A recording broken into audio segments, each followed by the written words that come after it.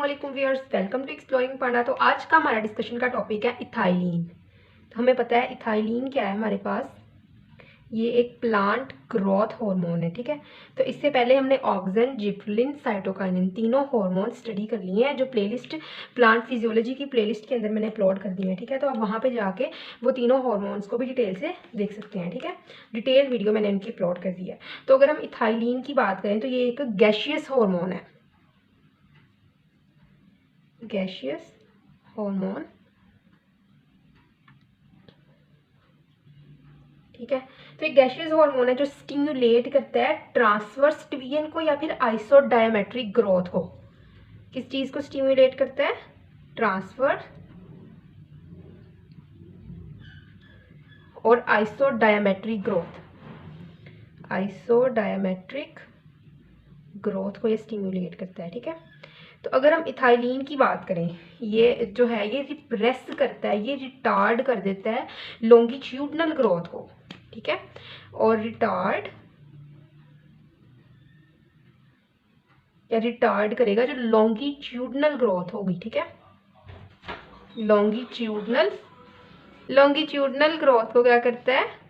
Retard करता है। ठीक है, तो अगर हम इसकी ब्रीफ हिस्ट्री की तरफ जाते हैं, इथाइलिन की ब्रीफ हिस्ट्री की बात करें कि इसको किसने डिस्कवर किया था और किसने आइसोलेट किया था, तभी हम इसकी ब्रीफ हिस्ट्री की बात करते हैं। जो इथाइलिन है ना, एक साइंटिस्ट था जिसका नाम था कॉजन।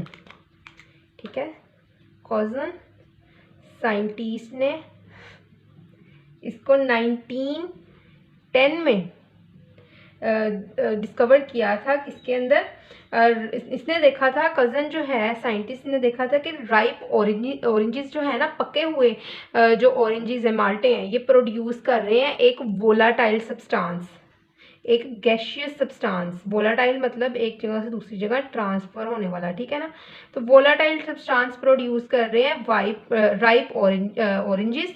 ये वोलाटाइल सब्सटेंस जो है ये राइपनिंग का बायस बन रहा है, राइपनिंग का काज बन रहा है अनराइप बनानास। ठीक है, तो ये वोलाटाइल सब्सटेंस कहाँ से आया है? ऑरेंजेस से। क्लियर? तो उसके बाद क्या है कि गैस क्रोमेटोग्राफी के प्रोसेस से पता चल गया है कि जो आर्जेन था, एक साइंटिस्ट आर्जेन, इसने गैस क्रोमेटोग्राफी की हेल्प से ये फाइंड किया कि जो राइपनिंग काजिंग वोलाटाइल सब्सटेंस है वो हमारे पास क्या है? इथाइलिन है। ठीक है ना, ये जो वोलाटाइल सब्सटेंस जो ऑरेंजेस प्रोड्यूस कर रहे थे, राइप ऑरेंजेस, वो ऑरेंजेस जो पक चुके थे वो प्रोड्यूस कर रहे थे, ये राइपनिंग काज करवा रहे थे अनराइप बनानास की। तो ये राइपनिंग काजिंग वोलाटाइल सब्सटेंस क्या है? इथाइलिन। ये किसने कहा था? आर्जेन ने। ठीक है, तो इथाइलिन को रिकग्नाइज किया प्लांट हार्मोन। क्रोकर था एक साइंटिस्ट, किसने इसको प्लांट हार्मोन का नाम दिया था? क्रोकर, एक साइंटिस्ट ने फिर बताया था 1935 में इसने कहा था कि इथाइलिन जो है ये एक प्लांट हार्मोन है। तो नेक्स्ट हम बात करते हैं इथाइलिन जो है इसकी बायोसिंथेसिस की थोड़ी सी बात कर देते हैं कि इथाइलिन जो है ये प्रोड्यूस कहाँ से होता है। तो ये एक ना आपको एमसीक्यूज पॉइंट ऑफ व्यू से क्वेश्चन आ सकता है। ठीक है ना, शॉर्ट क्वेश्चन के तौर पे। लॉन्ग क्वेश्चन भी जो है डिटेल में है बायोसिंथेसिस का, उसकी वीडियो मैं अलग से अपलोड कर दूंगी, इस तरह वीडियो बहुत ज़्यादा लॉन्ग हो जाएगी। ठीक है ना, अभी हमने इफेक्ट्स की बात करनी है, फिजियोलॉजिकल इफेक्ट्स की। तो अगर हम बायोसिंथेसिस की बात करें कि जो इथाइलिन की बायोसिंथेसिस किससे बनती है? अमाइनो एसिड मिथ्योनिन से। ठीक है ना, हमें पता है मिथ्योनिन अमाइनो एसिड का। तो मिथ्योनिन अमाइनो एसिड जो होता है ये इन्वॉल्व होता है इथाइलिन की बायोसिंथेसिस के अंदर। ठीक है, तो ये प्लांट्स के तमाम पार्ट्स के अंदर पाए जाते हैं इथाइलिन। कौन कौन से पार्ट्स हो सकते हैं? वो रूट्स, ठीक है, leaves, flower, fruit and seeds.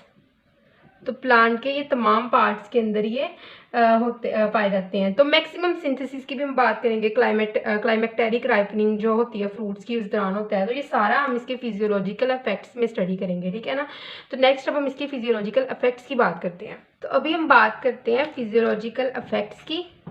जो इथाइलिन फिजियोलॉजिकल इफ़ेक्ट्स काज करता है, फिजियोलॉजिकल इफ़ेक्ट्स।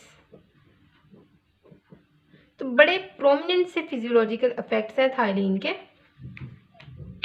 तो ऑब्वियसली इसको हम इथाइलिन है, इसको हम फ्रूट राइपनिंग हार्मोन कहते हैं। तो सबसे पहले हम इसका जो है वो इफ़ेक्ट फिजियोलॉजिकल इफ़ेक्ट्स में फ्रूट राइपनिंग को ही देखेंगे, ठीक है ना। फ्रूट राइपनिंग किस तरह काज करवाता है इथाइलिन, ठीक है। तो फ्रूट राइपनिंग की भी अगर हम बात करें तो जो इथाइलिन जो होता है इसका मेन पर्पस जो होता है ये फ्रूट राइपनिंग ही होता है, इसीलिए इसको हम फ्रूट राइपनिंग हार्मोन भी कहते हैं, ठीक है ना। तो डिफरेंट टाइप्स के फ्रूट डिफरेंटली रिएक्ट करते हैं इसकी एक्सोजीनस एक्टिविटीज़ के साथ, ठीक है। तो दो तरह के जो हैं वो फ्रूट्स जो इथाइलिन की एक्टिविटी से, जो इथाइलिन की एक्सोजीनस प्रोडक्शन से, ठीक है ना, वो रिएक्ट करते हैं। तो एक होते हैं क्लाइमेक्टेरिक फ्रूट्स, क्लाइमेक्टेरिक फ्रूट्स, ठीक है। और दूसरी कैटेगरी है वो कौन सी है, नॉन क्लाइमेक्टेरिक फ्रूट्स, ठीक है, नॉन क्लाइमेक्टेरिक फ्रूट्स, ठीक है। तो अगर हम बात करें क्लाइमेक्टेरिक फ्रूट्स की, तो क्लाइमेक्टेरिक फ्रूट्स के अंदर हमें पता है कौन कौन से फ्रूट्स आते हैं, एप्पल, बनानास, ठीक है, एप्पल, बनानास और टमाटोज वगैरह, ठीक है ना, इस फ्रूट्स के अंदर आते हैं क्लाइमेक्टेरिक फ्रूट्स के अंदर। तो जब क्लाइमेक्टेरिक फ्रूट्स के अंदर क्या होगा, इथाइलिन की प्रोडक्शन होगी, एक्सपायर करवाया जाएगा मच्योर फ्रूट्स के अंदर, ठीक है ना। तो इथाइलिन का एक्सपायर करवाया जाएगा, इथाइलिन को इंट्रोड्यूस करवाया जाएगा, तो क्या होगी, रेस्पिरेशन होगी। इसको हम कहते हैं कि ये क्या है, क्लाइमेक्टेरिक रेस्पिरेशन है, रेस्पिरेशन क्लाइमेक्टेरिक। तो ये रेस्पिरेशन जो होगी ना, ये क्या करेगी, ये बहुत ज़्यादा इंक्रीज रेट में रेस्पिरेशन होगी, और जब ये रेस्पिरेशन होगी तो ये हैस्टनिंग करेगी राइपनिंग प्रोसेस को, ठीक है ना, तेज़ कर देगी राइपनिंग प्रोसेस को। तो राइपनिंग के इनिशिएशन में ये वाली रेस्पिरेशन हो जाएगी, ठीक है ना, रेस्पिरेशन क्लाइमेक्टेरिक रेस्पिरेशन हो जाएगी। जब देखें आप, क्लाइमेक्टेरिक फ्रूट था, एडिशनल जो है वो इथाइलिन को इस फ्रूट के अंदर एक्सपोज करवाया गया। जब ये इथाइलिन इस फ्रूट के ऊपर एक्सपोज हुई तो रेस्पिरेशन हुई, जिसको हमने रेस्पिरेशन क्लाइमेक्टेरिक रेस्पिरेशन कहा। तो रेस्पिरेशन क्लाइमेक्टेरिक कौन सी रेस्पिरेशन होती है, बहुत इंक्रीज रेट की रेस्पिरेशन ये होती है, ठीक है ना, इंक्रीज रेट वाली रेस्पिरेशन होती है। तो जब ये रेस्पिरेशन होगी और साथ क्या होगा, एडिशनल इथाइलिन प्रोड्यूस होगा, एडिशनल इथाइलिन बनेगा, और जो ये एडिशनल इथाइलिन है ये हैस्टन कर देगा, ये बढ़ा देगा राइपनिंग के प्रोसेस को, इंक्रीज कर देगा, ठीक है ना। तो जो एडिशनल इथाइलिन का जो प्रोडक्शन है ना, ये एक ऑटो कैटालिटिक प्रोसेस है, ठीक है। तो उसके बाद क्या है कि नॉन क्लाइमेक्टेरिक की हम बात करें कि नॉन क्लाइमेक्टेरिक फ्रूट्स के अंदर क्या क्या होता है। तो नॉन क्लाइमेक्टेरिक फ्रूट्स के अंदर कौन कौन से फ्रूट्स इंक्लूड होते हैं, सिट्रस फ्रूट्स जो होते हैं वो इसके अंदर इंक्लूड होते हैं। तो नॉन क्लाइमेक्टेरिक की अगर हम बात करें तो इस कंडीशन के अंदर क्या होगा कि रेस्पिरेशन भी नॉन क्लाइमेक्टेरिक होगी, यहाँ पे कोई किस्म की क्लाइमेक्टेरिक रेस्पिरेशन नहीं होगी और ना ही एडिशनल इथाइलिन प्रोडक्शन होगी। तो राइपनिंग प्रोसेस जो है ना वो अनइन्फेक्टेड होगा, ठीक है, राइपनिंग प्रोसेस अनअफेक्टेड, यहाँ पे कोई फर्क नहीं पड़ेगा। तो क्लाइमेक्टेरिक फ्रूट्स के अंदर राइपनिंग प्रोसेस होगा वो इंक्रीज करेगा, ठीक है। तो नेक्स्ट हम बात करते हैं जो फिजियोलॉजिकल इफेक्ट्स का दूसरा पॉइंट है, वो है हमारे पास ट्रिपल रिस्पॉन्स। तो अब हम यहाँ पे बात करते हैं ट्रिपल रिस्पॉन्स की फिजियोलॉजिकल इफेक्ट में, ट्रिपल रिस्पॉन्स।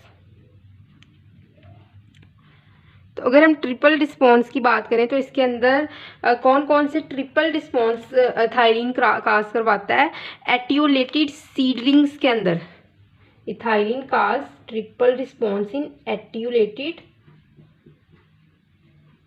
सीडलिंग्स, ठीक है, एटियोलेटेड सीडलिंग्स के अंदर ये काज करवाता है ट्रिपल रिस्पॉन्स। तो अगर हम बात करें कि कौन कौन ये तीन रिस्पॉन्स कौन कौन से हैं, तो एक है इनहिबिशन ऑफ स्टेम इलोंगेशन, ये इनहिबिट करता है, ठीक है ना, इनहिबिशन काज करता है, किस चीज़ की इनहिबिशन काज करता है, स्टेम की इलोंगेशन की इनहिबिशन काज करता है। इनहिबिशन किस चीज़ की, स्टेम इलोंगेशन, स्टेम इलोंगेशन, ठीक है।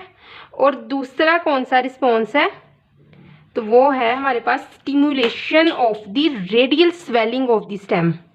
स्टिम्युलेट करता है ये स्टेम की radial swelling, radial swelling of stem. और थर्ड रिस्पॉन्स हमारे पास क्या है, horizontal growth of the stem. कैसी growth, horizontal growth of the stem with respect to gravity. तो इथाइलिन एटिक्यूलेटेड सीडलिंग के अंदर हॉरिजेंटल ग्रोथ भी करवाता है, ग्रोथ ऑफ स्टेम ग्रेविटी के हिसाब से हॉरिजेंटल ग्रोथ करवाता है, ठीक है। तो नेक्स्ट हम बात करते हैं थर्ड जो है फिजियोलॉजिकल इफेक्ट की। तो थर्ड हम बात करते हैं फिजियोलॉजिकल इफेक्ट इथाइलिन की। तो थर्ड हमारे पास है लीफ एपिनास्टी। लीफ एपिनास्टी।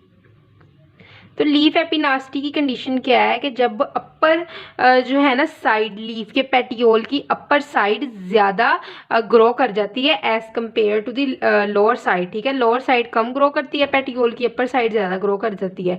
तो लीफ क्या हो जाता है, कर्व हो जाता है। लीफ कर्व्स डाउनवर्ड, ठीक है। डाउनवर्ड डायरेक्शन में लीफ जो होता है वो कर्व कर जाता है, और ऐसी कंडीशन को हम क्या कहते हैं, ये हमारे पास है लीफ एपिनास्टी की कंडीशन। तो ये मोस्टली जो होती है डाइकोट प्लांट्स के अंदर हम इस कंडीशन को देखते हैं। कौन कौन से प्लांट है हमारे पास, डाइकोट, पोटैटो,